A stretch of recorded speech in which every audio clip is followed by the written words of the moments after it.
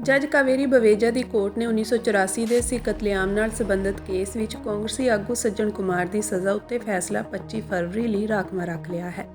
ਹੁਣ ਸੁਣਵਾਈ ਦੌਰਾਨ ਸ਼ਿਕਾਇਤਕਰਤਾ ਜਿਸ ਦੇ ਪਤੀ ਤੇ ਪੁੱਤ ਦੀ ਕੁਮਾਰ ਵੱਲੋਂ ਉਕਸਾਏ ਹਜੂਮ ਨੇ ਹੱਤਿਆ ਕਰ ਦਿੱਤੀ ਸੀ, ਉਹਨਾਂ ਨੇ ਸਾਬਕਾ ਕਾਂਗਰਸੀ ਸੰਸਦ ਮੈਂਬਰ ਨੂੰ ਮੌਤ ਦੀ ਸਜ਼ਾ ਦੇਣ ਦੀ ਮੰਗ ਕੀਤੀ ਸੀ।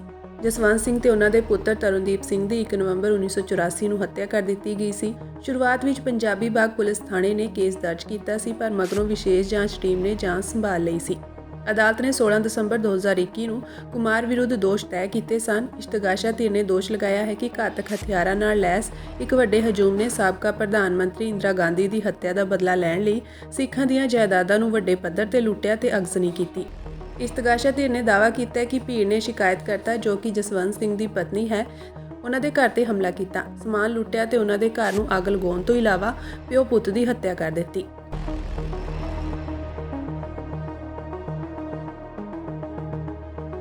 ਜੱਜ ਕਾਵੇਰੀ ਬਵੇਜਾ ਦੀ ਕੋਰਟ ਨੇ 1984 ਦੇ ਸਿੱਖ ਕਤਲੇਆਮ ਨਾਲ ਸੰਬੰਧਿਤ ਕੇਸ ਵਿੱਚ ਕਾਂਗਰਸੀ ਆਗੂ ਸੱਜਣ ਕੁਮਾਰ ਦੀ ਸਜ਼ਾ ਉੱਤੇ ਫੈਸਲਾ 25 ਫਰਵਰੀ ਲਈ ਰਾਖਵਾਂ ਰੱਖ ਲਿਆ ਹੈ। ਹੁਣ ਸੁਣਵਾਈ ਦੌਰਾਨ ਸ਼ਿਕਾਇਤਕਰਤਾ ਜਿਸ ਦੇ ਪਤੀ ਤੇ ਪੁੱਤ ਦੀ ਕੁਮਾਰ ਵੱਲੋਂ ਉਕਸਾਏ ਹਜੂਮ ਨੇ ਹੱਤਿਆ ਕਰ ਦਿੱਤੀ ਸੀ, ਉਹਨਾਂ ਨੇ ਸਾਬਕਾ ਕਾਂਗਰਸੀ ਸੰਸਦ ਮੈਂਬਰ ਨੂੰ ਮੌਤ ਦੀ ਸਜ਼ਾ ਦੇਣ ਦੀ ਮੰਗ ਕੀਤੀ ਸੀ। ਜਸਵੰਤ ਸਿੰਘ ਤੇ ਉਹਨਾਂ ਦੇ ਪੁੱਤਰ ਤਰੁਣਦੀਪ ਸਿੰਘ ਦੀ 1 ਨਵੰਬਰ 1984 ਨੂੰ ਹੱਤਿਆ ਕਰ ਦਿੱਤੀ ਗਈ ਸੀ। ਸ਼ੁਰੂਆਤ ਵਿੱਚ ਪੰਜਾਬੀ ਬਾਗ ਪੁਲਿਸ ਥਾਣੇ ਨੇ ਕੇਸ ਦਰਜ ਕੀਤਾ ਸੀ, ਪਰ ਮਗਰੋਂ ਵਿਸ਼ੇਸ਼ ਜਾਂਚ ਟੀਮ ਨੇ ਜਾਂਚ ਸੰਭਾਲ ਲਈ ਸੀ। ਅਦਾਲਤ ਨੇ 16 ਦਸੰਬਰ 2021 ਨੂੰ ਕੁਮਾਰ ਵਿਰੁੱਧ ਦੋਸ਼ ਤੈਅ ਕੀਤੇ ਸਨ। ਇਸ਼ਤਗਾਸ਼ਾ ਧਿਰ ਨੇ ਦੋਸ਼ ਲਗਾਇਆ ਹੈ ਕਿ ਘਾਤਕ ਹਥਿਆਰਾਂ ਨਾਲ ਲੈਸ ਇੱਕ ਵੱਡੇ ਹਜੂਮ ਨੇ ਸਾਬਕਾ ਪ੍ਰਧਾਨ ਮੰਤਰੀ ਇੰਦਰਾ ਗਾਂਧੀ ਦੀ ਹੱਤਿਆ ਦਾ ਬਦਲਾ ਲੈਣ ਲਈ ਸਿੱਖਾਂ ਦੀਆਂ ਜਾਇਦਾਦਾਂ ਨੂੰ ਵੱਡੇ ਪੱਧਰ ਤੇ ਲੁੱਟਿਆ ਤੇ ਅਗਜ਼ਨੀ ਕੀਤੀ। ਇਸ਼ਤਗਾਸ਼ਾ ਧਿਰ ਨੇ ਦਾਅਵਾ ਕੀਤਾ ਕਿ ਭੀੜ ਨੇ ਸ਼ਿਕਾਇਤਕਰਤਾ ਜੋ ਕਿ ਜਸਵੰਤ ਸਿੰਘ ਦੀ ਪਤਨੀ ਹੈ, ਉਹਨਾਂ ਦੇ ਘਰ ਤੇ ਹਮਲਾ ਕੀਤਾ, ਸਮਾਨ ਲੁੱਟਿਆ ਤੇ ਉਹਨਾਂ ਦੇ ਘਰ ਨੂੰ ਅੱਗ ਲਗਾਉਣ ਤੋਂ ਇਲਾਵਾ ਪਿਓ ਪੁੱਤ ਦੀ ਹੱਤਿਆ ਕਰ ਦਿੱਤੀ।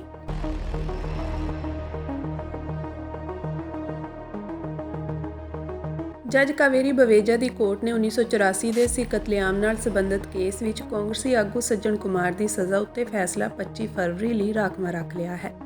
ਹੁਣ ਸੁਣਵਾਈ ਦੌਰਾਨ ਸ਼ਿਕਾਇਤਕਰਤਾ ਜਿਸ ਦੇ ਪਤੀ ਤੇ ਪੁੱਤ ਦੀ ਕੁਮਾਰ ਵੱਲੋਂ ਉਕਸਾਏ ਹਜੂਮ ਨੇ ਹੱਤਿਆ ਕਰ ਦਿੱਤੀ ਸੀ, ਉਹਨਾਂ ਨੇ ਸਾਬਕਾ ਕਾਂਗਰਸੀ ਸੰਸਦ ਮੈਂਬਰ ਨੂੰ ਮੌਤ ਦੀ ਸਜ਼ਾ ਦੇਣ ਦੀ ਮੰਗ ਕੀਤੀ ਸੀ। ਜਸਵੰਤ ਸਿੰਘ ਤੇ ਉਹਨਾਂ ਦੇ ਪੁੱਤਰ ਤਰੁਣਦੀਪ ਸਿੰਘ ਦੀ 1 ਨਵੰਬਰ 1984 ਨੂੰ ਹੱਤਿਆ ਕਰ ਦਿੱਤੀ ਗਈ ਸੀ। ਸ਼ੁਰੂਆਤ ਵਿੱਚ ਪੰਜਾਬੀ ਬਾਗ ਪੁਲਿਸ ਥਾਣੇ ਨੇ ਕੇਸ ਦਰਜ ਕੀਤਾ ਸੀ, ਪਰ ਮਗਰੋਂ ਵਿਸ਼ੇਸ਼ ਜਾਂਚ ਟੀਮ ਨੇ ਜਾਂਚ ਸੰਭਾਲ ਲਈ ਸੀ। ਅਦਾਲਤ ਨੇ 16 ਦਸੰਬਰ 2021 ਨੂੰ ਕੁਮਾਰ ਵਿਰੁੱਧ ਦੋਸ਼ ਤੈਅ ਕੀਤੇ ਸਨ। ਇਸ਼ਤਗਾਸ਼ਾ ਧਿਰ ਨੇ ਦੋਸ਼ ਲਗਾਇਆ ਹੈ ਕਿ ਘਾਤਕ ਹਥਿਆਰਾਂ ਨਾਲ ਲੈਸ ਇੱਕ ਵੱਡੇ ਹਜੂਮ ਨੇ ਸਾਬਕਾ ਪ੍ਰਧਾਨ ਮੰਤਰੀ ਇੰਦਰਾ ਗਾਂਧੀ ਦੀ ਹੱਤਿਆ ਦਾ ਬਦਲਾ ਲੈਣ ਲਈ ਸਿੱਖਾਂ ਦੀਆਂ ਜਾਇਦਾਦਾਂ ਨੂੰ ਵੱਡੇ ਪੱਧਰ ਤੇ ਲੁੱਟਿਆ ਤੇ ਅਗਜ਼ਨੀ ਕੀਤੀ। ਇਸ਼ਤਗਾਸ਼ਾ ਧਿਰ ਨੇ ਦਾਅਵਾ ਕੀਤਾ ਕਿ ਭੀੜ ਨੇ ਸ਼ਿਕਾਇਤਕਰਤਾ ਜੋ ਕਿ ਜਸਵੰਤ ਸਿੰਘ ਦੀ ਪਤਨੀ ਹੈ, ਉਹਨਾਂ ਦੇ ਘਰ ਤੇ ਹਮਲਾ ਕੀਤਾ, ਸਮਾਨ ਲੁੱਟਿਆ ਤੇ ਉਹਨਾਂ ਦੇ ਘਰ ਨੂੰ ਅੱਗ ਲਗਾਉਣ ਤੋਂ ਇਲਾਵਾ ਪਿਓ ਪੁੱਤ ਦੀ ਹੱਤਿਆ ਕਰ ਦਿੱਤੀ।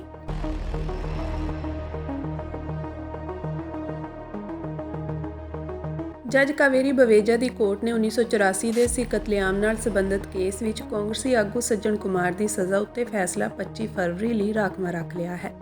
ਹੁਣ ਸੁਣਵਾਈ ਦੌਰਾਨ ਸ਼ਿਕਾਇਤਕਰਤਾ ਜਿਸ ਦੇ ਪਤੀ ਤੇ ਪੁੱਤ ਦੀ ਕੁਮਾਰ ਵੱਲੋਂ ਉਕਸਾਏ ਹਜੂਮ ਨੇ ਹੱਤਿਆ ਕਰ ਦਿੱਤੀ ਸੀ, ਉਹਨਾਂ ਨੇ ਸਾਬਕਾ ਕਾਂਗਰਸੀ ਸੰਸਦ ਮੈਂਬਰ ਨੂੰ ਮੌਤ ਦੀ ਸਜ਼ਾ ਦੇਣ ਦੀ ਮੰਗ ਕੀਤੀ ਸੀ।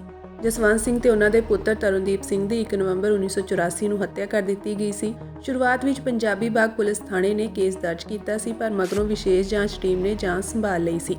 ਅਦਾਲਤ ਨੇ 16 ਦਸੰਬਰ 2021 ਨੂੰ ਕੁਮਾਰ ਵਿਰੁੱਧ ਦੋਸ਼ ਤੈਅ ਕੀਤੇ ਸਨ। ਇਸ਼ਤਗਾਸ਼ਾ ਧਿਰ ਨੇ ਦੋਸ਼ ਲਗਾਇਆ ਹੈ ਕਿ ਘਾਤਕ ਹਥਿਆਰਾਂ ਨਾਲ ਲੈਸ ਇੱਕ ਵੱਡੇ ਹਜੂਮ ਨੇ ਸਾਬਕਾ ਪ੍ਰਧਾਨ ਮੰਤਰੀ ਇੰਦਰਾ ਗਾਂਧੀ ਦੀ ਹੱਤਿਆ ਦਾ ਬਦਲਾ ਲੈਣ ਲਈ ਸਿੱਖਾਂ ਦੀਆਂ ਜਾਇਦਾਦਾਂ ਨੂੰ ਵੱਡੇ ਪੱਧਰ ਤੇ ਲੁੱਟਿਆ ਤੇ ਅਗਜ਼ਨੀ ਕੀਤੀ। ਇਸ਼ਤਗਾਸ਼ਾ ਧਿਰ ਨੇ ਦਾਅਵਾ ਕੀਤਾ ਕਿ ਭੀੜ ਨੇ ਸ਼ਿਕਾਇਤਕਰਤਾ ਜੋ ਕਿ ਜਸਵੰਤ ਸਿੰਘ ਦੀ ਪਤਨੀ ਹੈ, ਉਹਨਾਂ ਦੇ ਘਰ ਤੇ ਹਮਲਾ ਕੀਤਾ, ਸਮਾਨ ਲੁੱਟਿਆ ਤੇ ਉਹਨਾਂ ਦੇ ਘਰ ਨੂੰ ਅੱਗ ਲਗਾਉਣ ਤੋਂ ਇਲਾਵਾ ਪਿਓ ਪੁੱਤ ਦੀ ਹੱਤਿਆ ਕਰ ਦਿੱਤੀ।